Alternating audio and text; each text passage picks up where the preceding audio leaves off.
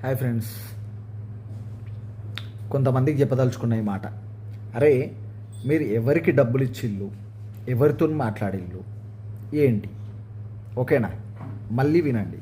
మీరు ఎవరికి డబ్బులు ఇచ్చిళ్ళు, ఎవరితో మాట్లాడిళ్ళు, ఏమని మాట్లాడిళ్ళు, మీకు ఏం చెప్పి డబ్బులు తీసుకున్నారు వాళ్ళు? అర్థమవుతుందా? ఏం చెప్పి మీ దగ్గర వాడుకున్నారు నాకు తెలియదు. మీరు ఏదైనా ఉంటే వాళ్ళతో నేర్చుకోండి. నాతో ఎందుకురా మీకు గొడవ? నేనే మోసపోయి సైలెంట్గా కూర్చొని ఉన్నా.